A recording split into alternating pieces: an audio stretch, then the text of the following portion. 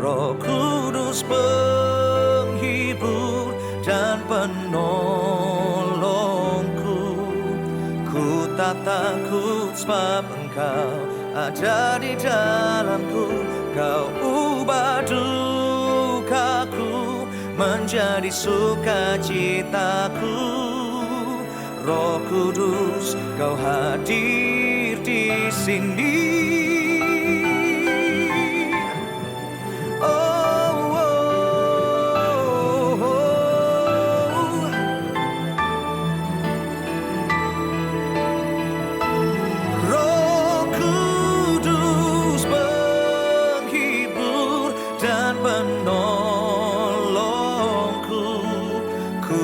Takut sebab Engkau ada di dalamku. Kau ubah dukaku menjadi sukacitaku. Roh Kudus, Kau hadir di sini. Roh Kudus, Kau hadir di sini.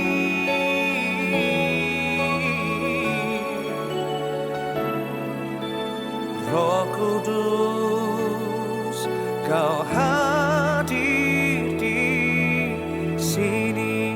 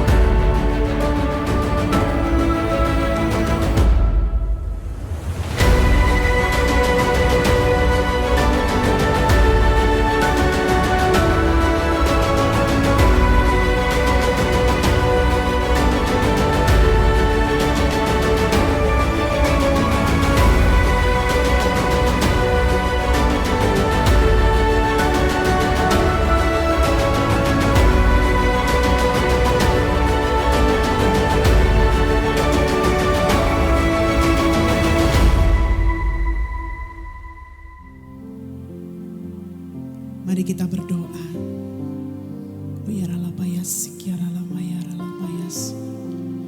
Kasih kemurahan Allah lebih dari hidup. Kami rasakan di sepanjang kehidupan kami. Kami bersyukur Tuhan untuk kasih kemurahan-Mu. Kau nyatakan bagi setiap kami. Kau menyertai kehidupan kami. Kau mengasihi kami. Bahkan kami mengalami pertolongan Tuhan yang ajaib dalam kehidupan kami. Kalau saat ini kami anak-anak-Mu, kami umat-Mu, kami datang di hadapan-Mu Tuhan. Kami rindu untuk kami boleh menyatakan syukur kami di hadapan-Mu ya Bapa. Kami rindu yang terbaik kami persembahkan. Pujian kami, hidup kami. Untuk kami boleh memuji dan memuliakan Allah dan Raja kami, Yesus Kristus Tuhan. Terima kasih Tuhan Yesus. Ini kami umat-Mu. Kami siap lebih lagi menikmati hadirat Allah. Di dalam nama Tuhan Yesus. Kita umat Tuhan yang siap lebih lagi menyembah Dia. Sama-sama kita berkata, amin. Berikan suara kemuliaan bagi Tuhan Allah kita. Puji nama Tuhan. Persilakan duduk kembali. Saudara-saudara yang dikasihi Tuhan. Mari kita rindukan Dia. Nyatakan.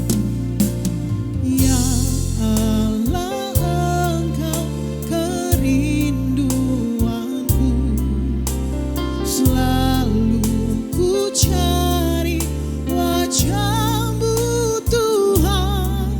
Seperti tanah yang kering, rindukan air. Demikianlah jiwaku rindu Engkau. Ku memandang-Mu di tempat kudus, dan ku melihat kemuliaan-Mu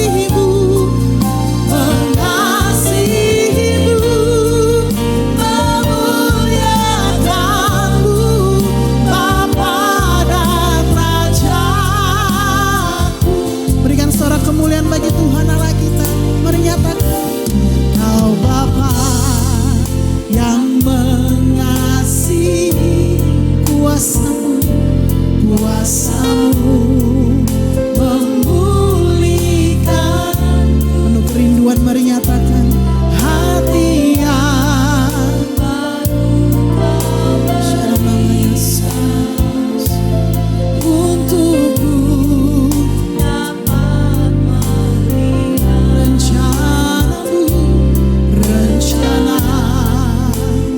indah. Kau ada di setiap jalan. Hatiku haus dan lapar agar Kaulah segalanya, Kaulah segalanya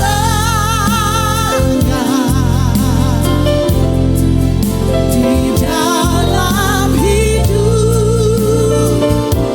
Yes. Kerajaan-Mu, kebenaran-Mu, itu bagianku. Hanya Kau Tuhan, Kaulah yang ku pandang selama hidup.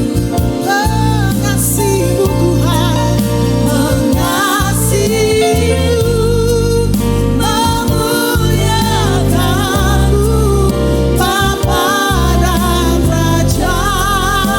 Kaulah segalanya, Kaulah segalanya. Kita berdiri bersama-sama, mari ladies yang dikasihi Tuhan.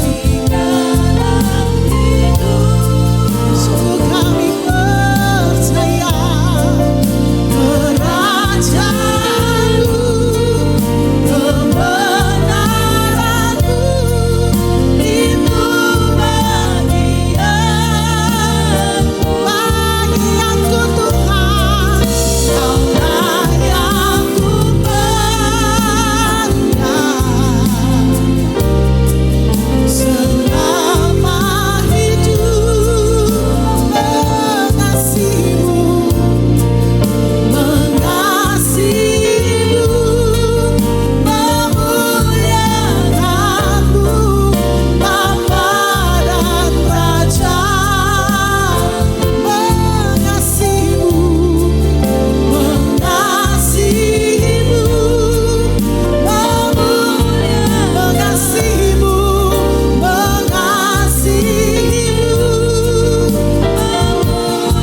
mengasihi-Mu, mengasihi-Mu, memuliakan-Mu. Mari nyatakan Bapa dan Rajaku. Sorak kemuliaan bagi Tuhan, Bapa dan Raja kita. Haleluya. Segala puji. Puji Tuhan, mari sama-sama kita tundukkan kepala, kita berdoa. Bapa di surga, Bapa yang kami sembah di dalam nama Tuhan Yesus, saat ini kami menyiapkan hati kami Tuhan untuk mendengarkan kebenaran firman-Mu. Kami berdoa biarlah kuasa Roh Kudus bekerja di dalam hidup kami, memberikan kami pengertian Tuhan, sehingga setiap kebenaran firman-Mu boleh kami terima, kami mengerti, dan kami melakukannya di dalam hidup kami Tuhan. Terima kasih banyak Bapa di surga, kami pertaruhkan semua ke dalam tangan-Mu, dan biarlah Roh Kudus-Mu yang bekerja dimanapun kami berada, sehingga firman ini boleh merubah setiap cara pikir kami, cara hidup kami Tuhan, dan hidup kami semakin mempermuliakan nama-Mu Bapa. Terima kasih banyak Bapa di surga, di dalam nama Tuhan Yesus kami berdoa, haleluya, amin. Puji Tuhan, shalom, ladies yang dikasihi Tuhan. Hari ini kita akan sama-sama merenungkan firman Tuhan dengan tema yang sudah di-share-kan juga bagi kita semua tentang cacat rohani. Sekedar sedikit kesaksian tentang tema ini. Jadi beberapa minggu yang lalu di sini diadakan Yes Conference, dan 1 hari sebelum Yes Conference kami persiapkan diri untuk pergi ke tempat Yes Conference. Waktu itu bangun pagi, tiba-tiba baru saya buka mata bangun pagi mau berdoa, tiba-tiba Tuhan berbicara cuman kalimat ini aja, cacat rohani. Saya sepanjang itu, mulai dari saya dapat itu, saya pikir sampai kita perjalanan, sampai tiba di sana, saya mulai mikir, apa maksud Tuhan dengan cacat rohani ini? Sampai akhirnya saya sharing dengan teman di gereja juga, saya bertanya, apa maksudnya cacat rohani? Apa perbedaannya dengan cacat jasmani? Jadi saya seolah-olah lebih pingin untuk mengerti apa yang Tuhan maksud, dan kami saling sharing. Saya belum ada pemikiran lain, saya cuman kok Tuhan bisa ingatkan saya tentang sekalimat ini, cacat rohani. Dan pada waktu KKR Yes Conference, Pak Fengki sampaikan firman Tuhan, gembala senior kita sampaikan firman Tuhan, dan menceritakan tentang visi yang Tuhan berikan kepada Pak Fengki untuk mempersiapkan umatnya, jemaatnya untuk menyambut kedatangan Tuhan yang kedua kali. Lalu di firman Tuhan yang disampaikan oleh Pak Fengki, di situ beliau mengatakan bahwa saat ini kita sudah tidak bisa lagi hidup di dalam dimensinya kita, tetapi kita sudah harus masuk ke dalam dimensinya Tuhan. Lalu tiba-tiba dari waktu Pak Fengki perkatakan itu, saya langsung di kepalanya saya ini seolah-olah langsung berbicara bangsa Israel. Saya mikir kenapa dengan bangsa Israel. Akhirnya saya waktu pulang kembali ke kamar, saya mulai kembali renungkan tentang bangsa Israel, dan ternyata saya mendapati maksud Tuhan bahwa sama seperti bangsa Israel pada waktu Tuhan berjanji membawa mereka keluar dari tanah Mesir.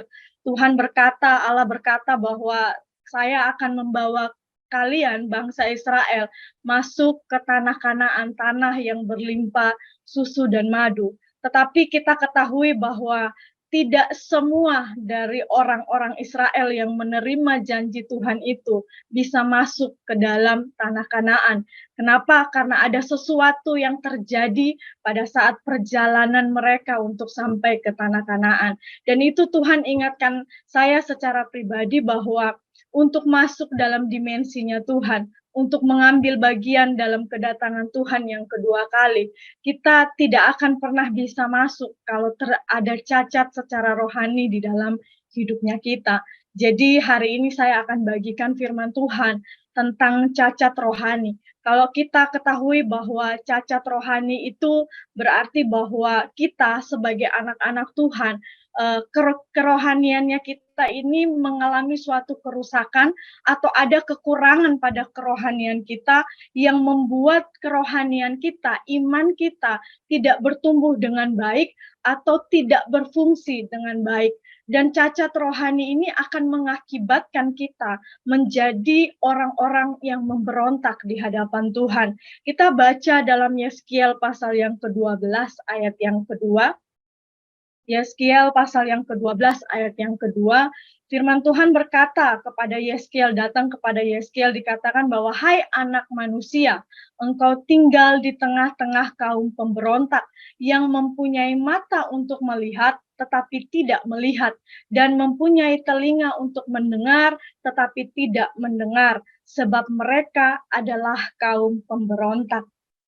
Ladies yang dikasihi oleh Tuhan, kita lihat seperti yang tadi saya katakan bahwa pada waktu perjalanan bangsa Israel keluar dari tanah Mesir, ada satu masa di mana akhirnya Tuhan berfirman kepada Musa untuk menyampaikan kepada orang-orang Israel bahwa angkatan ini mulai dari umur 20 tahun ke atas, mereka tidak akan masuk ke dalam tanah Kanaan. Kenapa? Karena ada kecacatan, ada kesalahan, ada kekurangan, ada pemberontakan yang mereka lakukan pada saat mereka berjalan bersama-sama dengan Tuhan untuk mencapai janji Tuhan.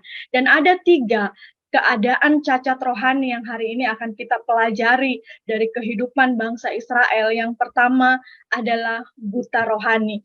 Ladies yang dikasihi oleh Tuhan, tadi di dalam kitab Yeskiel mengatakan bahwa kaum ini, yaitu bangsa Israel, mereka itu punya mata tetapi tidak bisa untuk melihat. Kenapa sampai Tuhan berbicara bahwa bangsa Israel ini punya mata tetapi tidak bisa melihat? Hal itu dikarenakan bahwa tingkah laku daripada bangsa Israel ini tidak bisa menunjukkan bahwa mereka itu sungguh-sungguh bisa melihat penyertaan Tuhan yang besar di dalam hidup mereka. Sehingga akhirnya mereka itu selalu membanding-bandingkan Tuhan. Mereka itu selalu mengingat tentang masa lalunya mereka. Kita buka dalam Keluaran pasal yang ke-16, ayat yang pertama sampai ayat yang ketiga. Keluaran 16 ayat yang pertama sampai ayat yang ketiga. Di sini firman Tuhan berkata bahwa setelah mereka berangkat dari Elim, tibalah segenap jemaah Israel di padang gurun Sin yang terletak di antara Elim dan Gunung Sinai. Pada hari yang ke-15 bulan yang kedua sejak mereka keluar dari tanah Mesir. Di padang gurun itu bersungut-sungutlah segenap jemaah Israel kepada Musa dan Harun. Ayat yang ketiga, dan berkata kepada mereka, kalau kami mati tadinya di tanah Mesir oleh tangan Tuhan, ketika kami duduk menghadapi kuali berisi daging dan roti sampai kenyang. Sebab kamu membawa kami keluar ke padang gurun ini untuk membunuh seluruh jemaah ini dengan kelaparan.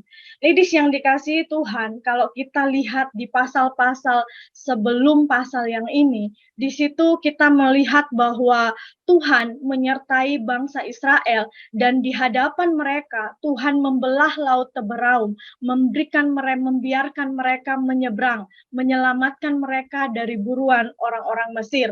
Tetapi pada saat mereka menghadapi keadaan ini, yaitu mereka mulai merasa lapar, di sini dikatakan bahwa mereka itu berkata kepada Tuhan, lebih baik kita itu mati di Mesir saja, karena kalau kita mati di Mesir, kita mati di hadapan kuali yang berisi daging.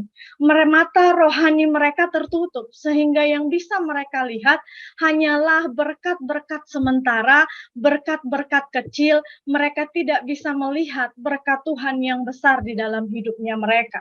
Sehingga pada waktu mereka dihadapkan dengan kelaparan, yang itu belum tentu karena lapar sudah berminggu-minggu tidak makan, berbulan-bulan tidak makan, tetapi pada waktu hawa nafsu keinginan mereka menuntut untuk dipuaskan, mereka ini tidak bisa mempergunakan mata rohani mereka, karena mata rohani mereka ditutupi oleh hawa nafsu mereka, oleh pikiran-pikiran, kenikmatan-kenikmatan yang pernah mereka rasakan.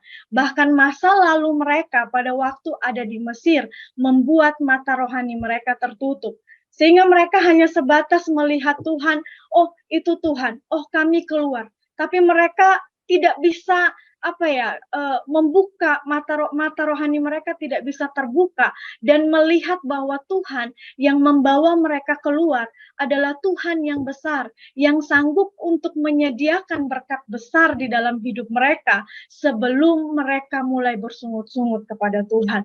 Ladies yang dikasihi oleh Tuhan, terkadang kita dalam mengiring Tuhan, hidup sebagai anak-anak Tuhan, terkadang mata rohani kita itu menjadi buta karena hawa nafsunya kita, karena keinginan-keinginan dunianya kita, karena masa lalunya kita, sehingga pandangan kita kepada Tuhan hanya biasa-biasa saja. Kita hanya sekedar melihat bahwa, oh Tuhan, Tuhan yang ciptakan saya, Tuhan yang menolong saya kemarin, dan belum tentu Tuhan menolong saya hari ini.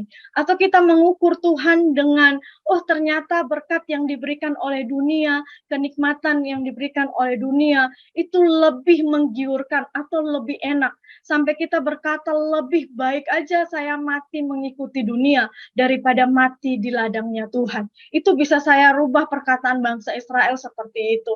Ladies yang dikasihi Tuhan, kalau kita lihat apa yang dialami oleh bangsa Israel ini, mereka bukan lagi di dalam keadaan yang sudah kelaparan sampai sudah tidak bisa jalan atau tergeletak atau sakit yang berat. Tetapi pada waktu masalah kecil ini terjadi, mereka membanding-bandingkan Tuhan dengan keadaan mereka yang lalu. Ini bisa dikatakan bahwa mereka tidak bersyukur. Mereka lebih memilih untuk nggak apa-apa saya tertindas di sana, yang penting makan daging. Nggak apa-apa saya ada hidup di dalam perbudakan di tanah Mesir, yang penting makan daging. Seolah-olah Tuhan tidak bisa memberikan berkat yang lebih besar dari apa yang diberikan di tanah Mesir. Ladies yang dikasihi Tuhan, firman Tuhan ini mengingatkan kepada kita bahwa terkadang tanpa kita sadari, dalam perjalanan kita di dalam Tuhan, mengiring Tuhan, tanpa kita sadari bahwa keadaan-keadaan kita, keinginan-keinginan, masalah, pemikiran-pemikiran kita, itu membuat mata rohani kita tertutup. Sehingga akhirnya kita tidak bisa melihat Tuhan yang besar. Kita tidak bisa melihat berkat Tuhan yang besar. Kita tidak bisa melihat pertolongan Tuhan yang besar. Sehingga pada waktu masalah datang terjadi di dalam hidup kita goyah, kita menantang Tuhan, kita berkata Tuhan tidak baik, kita mengadili Tuhan, kita menganggap bahwa Tuhan itu, kok Tuhan sudah bawa saya, kok Tuhan sudah begini, kok Tuhan sudah begitu. Kita akhirnya mulai memberontak kepada Tuhan. Nah, hari ini berarti bahwa jangan sampai kita biarkan masalah kita, kenikmatan hidupnya kita, itu membutakan kita. Lihatlah Tuhan dengan jelas. Buka mata rohani kita dan lihatlah Tuhan dengan jelas. Supaya apa? Pada waktu masalah datang kepada kita tidak melihat masalah itu besar. Tapi kebesaran Tuhan yang kita lihat akan mengalahkan masalah yang kita alami. Mungkin kita berkekurangan dalam ekonomi sama seperti bangsa Israel menghadapi kelaparan di padang gurun saat itu. Mungkin kita sementara juga lagi terpuruk dengan ekonominya kita. Lalu kita seolah-olah sudah tidak ada lagi pertolongan. Ladies yang dikasihi Tuhan, mari kita berdoa kepada Tuhan. Kita buka mata rohani kita. Kita ingat kembali bahwa Tuhan yang kemarin, Tuhan yang sudah menolong kita yang kemarin, Tuhan yang sama juga yang akan tetap menolong hidup kita. Tuhan yang kita sembah adalah Tuhan yang setia, yang saat membawa kita dari kehidupan kita yang lama, Tuhan tidak akan pernah meninggalkan kita berjalan sendiri di padang gurun. Tuhan akan tetap menyertai.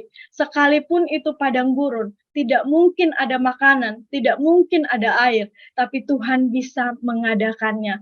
Asalkan kita jangan terlalu bersungut-sungut dengan Tuhan, tapi bersyukurlah supaya berkat Tuhan yang dicurahkan tidak seperti yang didapat oleh bangsa Israel. Pada waktu bangsa Israel setelah mereka bersungut-sungut, Tuhan memberi berkatnya. Tetapi Tuhan berkata bahwa berkat yang saya berikan adalah berkat untuk menguji mereka. Alangkah baiknya karena kita setia, karena kita bersyukur, kita tidak bersungut-sungut. Berkat yang Tuhan berikan adalah berkat sukacita. Berkat karena Tuhan mengasihi kita, bukan karena Tuhan ingin menguji hati kita. Nah, ladies yang dikasihi Tuhan, keadaan kecacatan rohani yang dialami oleh bangsa Israel, yang kedua adalah tuli rohani. Kita buka dalam Yeskiel pasal yang kedua. Kita buka dalam Keluaran pasal yang ke-33 ayatnya yang kelima. Firman Tuhan berkata, berfirmanlah Tuhan kepada Musa, katakanlah kepada orang Israel, kamu ini bangsa yang tegar tengkuk. Jika bangsa yang tegar tengkuk, kita sampai di sini saja di 33 ayat yang ke-5a. Tuhan berkata kepada Musa, katakanlah kepada bangsa Israel bahwa kamu ini adalah bangsa yang tegar tengkuk. Tadi di dalam Yeskiel pasal yang ke-12 ayat yang kedua, di situ Allah berfirman kepada Yeskiel, bukan hanya berkata bahwa bangsa Israel ini punya mata tetapi tidak bisa melihat. Namun Tuhan juga berkata bahwa mereka punya telinga untuk mendengar, tetapi mereka tidak bisa mendengar. Nah, di sini kita belajar bahwa apa yang dialami oleh bangsa Israel, mereka ini adalah bangsa yang tegar tengkuk. Mereka punya telinga untuk mendengar setiap firman Tuhan, setiap teguran Tuhan, setiap nasihat Tuhan yang diberikan lewat Musa. Tetapi sayangnya, telinga mereka, rohani mereka tertutup, sehingga apa yang mereka dengar itu lalu begitu saja, hilang begitu saja, tidak bisa mempengaruhi hidup mereka. Terkadang kita pun juga seperti itu. Pada waktu kita menutup rapat-rapat telinga rohaninya kita kita mulai memilah-milah firman yang mana yang cocok dengan saya, atau kita mulai berpikir bahwa, oh firman itu bukan untuk saya, tanpa kita sadari bahwa pada waktu kita terus melakukan seperti itu, kita membiarkan semua pikiran-pikiran kita itu menutupi telinga rohani kita, sehingga sekalipun kita mendengarkan firman, 1 minggu dalam 7 hari kita terus mendengarkan firman Tuhan, pagi, siang, sore, malam kita terus mendengarkan firman Tuhan. Tetapi kalau telinga rohani kita tidak dibuka, maka kita tidak akan pernah bisa mendapatkan suatu rema daripada Tuhan. Dan akhirnya kita menjadi seperti apa? Seperti bangsa Israel yang tegar tengkuk. Sudah dibilang berulang-ulang kali tetap keras kepala. Sudah dengar firman Tuhan setiap hari pun tidak mengalami perubahan di dalam hidupnya kita. Oleh karena itu ini menjadi sesuatu yang bisa menghalangi kita untuk berjumpa dengan Tuhan. Kalau bagaimana caranya kita bisa berjumpa dengan Tuhan kalau kita tidak bisa mendengar suara Tuhan? Bagaimana kita bisa masuk dalam menerima janji Tuhan kalau kita tidak bisa mendengar apa yang Tuhan mau? Selamanya kalau telinga rohani kita tertutup, maka semua hal, teguran, nasihat, kebenaran firman Tuhan yang kita dengar, itu tidak akan mempengaruhi kehidupan kita. Nah, kalau kita lihat dari bangsa Israel ini, kenapa sampai mereka telinga rohani mereka itu tertutup? Kenapa sampai mereka itu menjadi bangsa yang tegar tengkuk? Kalau kita lihat bahwa karena bangsa Israel selalu tinggal di dalam kenyamanannya mereka. Mereka nyaman dengan keadaan mereka, sehingga apa yang dikatakan oleh Musa pada waktu menerima firman daripada Tuhan, memberikan mereka nasihat, memberikan mereka teguran, mereka cuman iya-iya aja pada waktu itu. Tetapi setelah itu mereka kembali lagi melakukan dosanya mereka. Mereka kembali lagi kepada kebiasaannya mereka. Kenapa? Karena perkataan Tuhan tidak sampai ke dalam hati mereka. Mereka cuma sekedar mendengar dengan telinga jasmani mereka, tetapi sesungguhnya tidak ada rema dari firman yang mereka dengar. Makanya hari ini kalau kita mempersiapkan diri untuk menjadi mempelai-mempelai Kristus, kalau kita mau masuk dan menerima janjinya Tuhan, maka jangan sampai kita menjadi orang-orang Kristen, anak-anak Tuhan yang rajin ke gereja, rajin ke komsel, rajin mengikuti ladies, rajin mendengarkan firman Tuhan, tetapi kita tutup rapat-rapat telinga rohaninya kita. Kita memilah-milah, kita pertimbangkan dulu, kira-kira firman ini cocok nggak ya untuk saya? Kira-kira firman ini pas nggak ya dengan kebutuhannya saya? Kalau kita selalu mendengarkan firman Tuhan dengan metode-metode seperti itu, maka kita tidak akan bisa mendengarkan suara Tuhan berbicara dalam hidup kita. Justru akhirnya suara hatinya kita, suara keinginannya kita, suara pikiran kita yang kita dengar. Sehingga pada waktu kita mendengar suatu firman bahwa engkau akan diberkati, engkau akan diberkati, engkau akan diberkati, lalu kita berpikir, oh itu suara Tuhan. Padahal karena konsep pikiran kita, keinginan kita, hanyalah menanti kapan firman Tuhan tentang berkat itu diberitakan kepada kita. Sehingga akhirnya pada waktu kita bilang, oh saya diberkati, ya benar firman Tuhan itu untuk saya. Lalu pada waktu kita tidak diberkati, kita mulai kecewa. Oh ternyata Tuhan begini. Kita mulai mengeluh, kalau tahu kayak gini saya nggak akan ikut Tuhan dan lain sebagainya. Ladies yang dikasihi oleh Tuhan, mata rohani kita, telinga rohani kita, sangat penting untuk dibuka, sangat penting untuk dicelikan. Supaya apa? Supaya kita dapat melihat Tuhan dan mendengar suara Tuhan, apa yang Tuhan mau di dalam hidup kita, apa yang menjadi kehendak Tuhan di dalam hidup kita, sehingga kita dapat mempersiapkan diri kita menjadi anak-anak Tuhan yang kudus, yang tidak bercacat dan yang berkenan kepada Tuhan. Yang ketiga, keadaan cacat yang terdapat pada bangsa Israel yang ketiga adalah lumpuh rohani. Orang yang mengalami kelumpuhan secara rohani itu tidak akan bisa berjalan di jalannya Tuhan. Selalu menyimpang. Pokoknya langkahnya itu tidak pernah sesuai dengan kehendaknya Tuhan. Jadi kalau kita lihat perjalanan bangsa Israel, sekalipun mereka ini punya kaki untuk berjalan dari Mesir ke Kanaan, tetapi karena kaki rohani daripada bangsa Israel ini lumpuh, sehingga akhirnya perjalanan mereka mengiring Tuhan, perjalanan mereka mengikuti Tuhan, itu tidak pernah sejalan dengan kehendaknya Tuhan. Nanti kalau sudah mentok, nanti kalau sudah benar-benar buntu, baru mereka mulai berkata kepada Musa, gimana ini? Dan mereka mulai menyalahkan Tuhan. Jadi mereka itu tidak pernah punya satu pemikiran bahwa kalau ada sesuatu yang terjadi dalam hidup mereka, kaki mereka ini harus dipakai untuk mencari Tuhan. Kita lihat dalam Keluaran pasal yang ke-32 ayat yang pertama. Keluaran pasal yang ke-32 ayat yang pertama, firman Tuhan berkata, ketika bangsa itu melihat bahwa Musa mengundur-undurkan turun dari gunung itu, maka berkumpullah mereka mengurumuni Harun dan berkata kepadanya, mari buatlah untuk kami Allah yang akan berjalan di depan kami, sebab Musa ini orang yang telah memimpin kami keluar dari tanah Mesir. Kami tidak tahu apa yang telah terjadi dengan dia. Kita lihat bahwa bangsa Israel ini pada waktu mereka menghadapi suatu keadaan, bisa dibilang bahwa ketakutan kehilangan seorang pemimpin, kakinya mereka ini tidak dipakai untuk mencari Tuhan. Mereka langsung pakai untuk apa? Cari Tuhan-Tuhan yang lain, cari Allah-Allah yang lain. Terkadang kita pun seperti itu. Orang yang mengalami kelumpuhan secara rohani, pada waktu dia menghadapi suatu keadaan yang sulit, atau dia menghadapi suatu ketakutan, dia menghadapi satu masalah, biasanya bukan Tuhan yang dia cari. Tetapi dia mulai mencari orang yang pintar, dia mencari orang yang hebat, dia mencari orang yang kuat, dia mencari orang yang kira-kira mampu untuk menolong dia. Itulah yang dialami oleh bangsa Israel. Pada waktu mereka pemimpin mereka seolah-olah kehilangan seorang pemimpin, mereka terlalu cepat, kaki rohani mereka langsung dipakai untuk apa? Cari Allah yang lain. Sampai akhirnya mereka sampai bisa menghasut Harun, hambanya Tuhan sendiri, untuk apa? Untuk bisa membuat mereka berhala-berhala yang bisa menyembah. Terkadang kita seperti itu.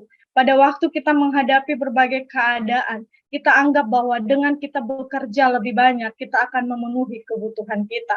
Kita anggap bahwa dengan kita melayani lebih banyak, seolah-olah melayani lebih banyak, kita anggap bahwa hubungan kita semakin dekat dengan Tuhan.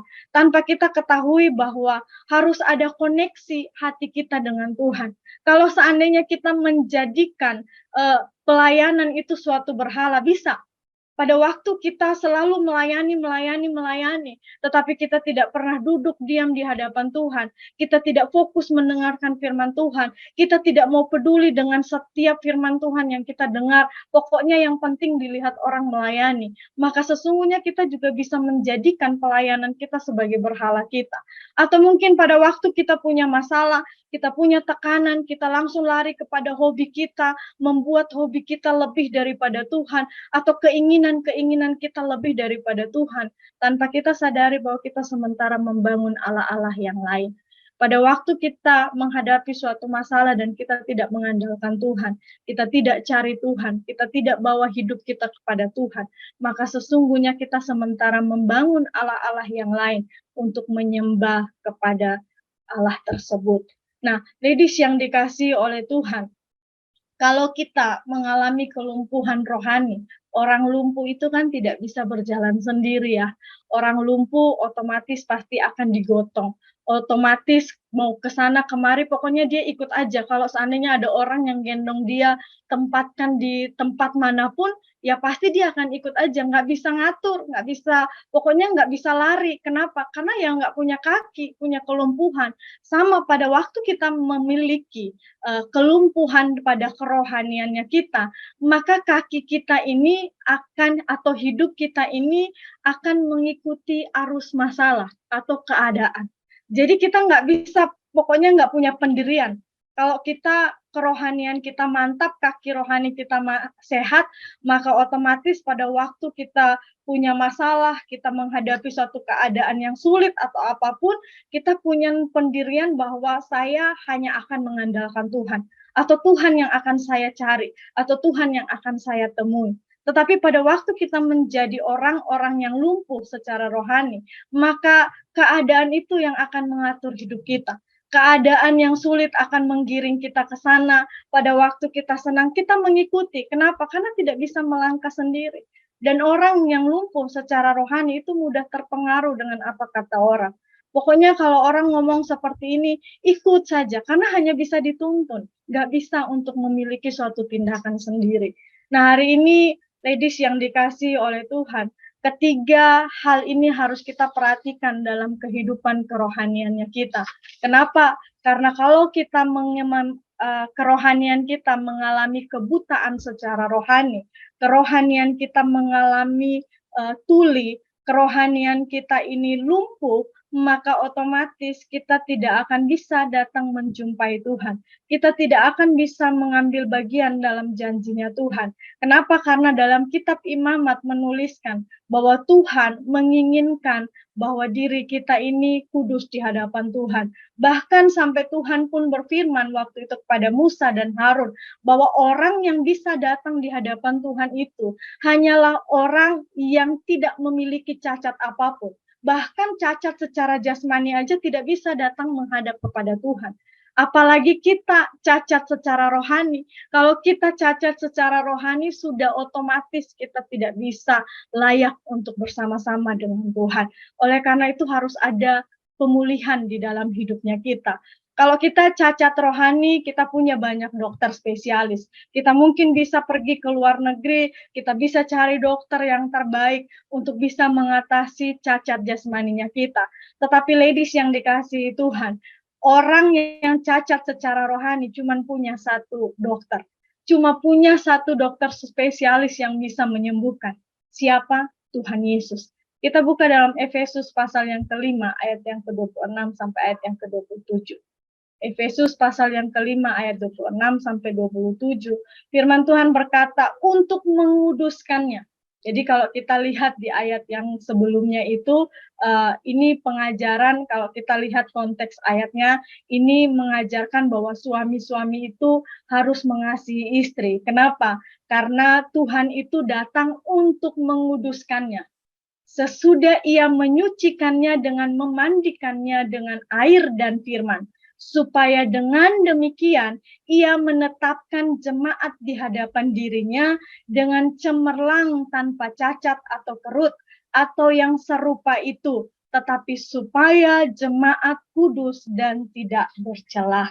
Satu-satunya yang bisa menguduskan kita hanya Tuhan Yesus. Satu-satunya yang bisa menyembuhkan kita dari cacat rohani kita juga hanya Tuhan Yesus. Yang bisa melayakkan kita untuk mengalami perjumpaan dengan Tuhan juga hanya pribadi daripada Tuhan sendiri.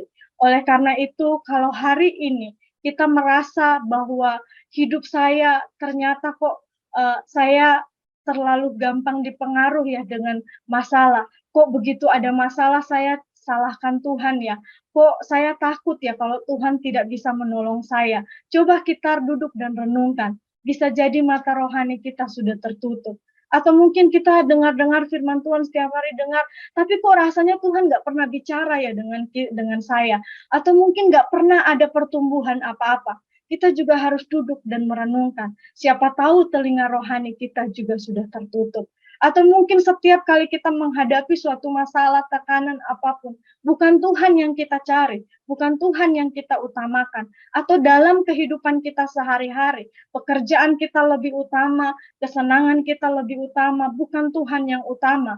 Maka kita juga perlu merenungkan, bisa jadi kaki rohani kita sudah lumpuh, sehingga kita sulit untuk mencari Tuhan. Kita sulit untuk berjalan di jalannya Tuhan. Selalu saja kita mengikuti kehendak dan keinginan kita sendiri. Kalau hal ini sudah kita renungkan dan kita tahu bahwa itu terjadi di dalam hidupnya kita, maka datangilah Tuhan selagi ada kesempatan. Datangilah Tuhan, minta supaya Tuhan memulihkan dan Tuhan menyembuhkan. Tidak ada yang tidak mungkin. Kalau kita cacat rohani dan kita datang kepada Tuhan, pasti kita akan disembuhkan, pasti kita akan dipulihkan. Seperti firman Tuhan tadi berkata, bahwa Tuhan datang untuk menyucikan umatnya, membuat tidak ada lagi kerut, tidak ada lagi cacat, sehingga berkenan menjadi jemaat yang berkenan di hadapan Tuhan. Ini sharing firman Tuhan yang saya bagikan. Semoga kita tidak ragu-ragu untuk selalu datang kepada Tuhan setiap hari untuk periksa kesehatan rohani kita, supaya jangan sampai kita sudah memiliki gejala-gejala untuk masuk dalam cacat rohani. Baik, mari kita tundukkan kepala, kita berdoa.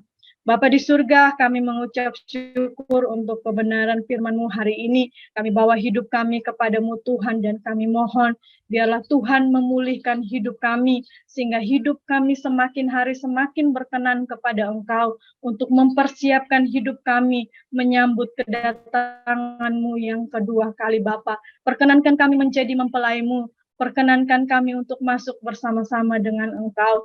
Obat Tuhan, pulihkan setiap hidup kami, supaya semakin hari hidup kami semakin mempermuliakan nama-Mu Bapa. Terima kasih banyak Bapa di surga, di dalam nama Tuhan Yesus Kristus kami berdoa, haleluya, amin.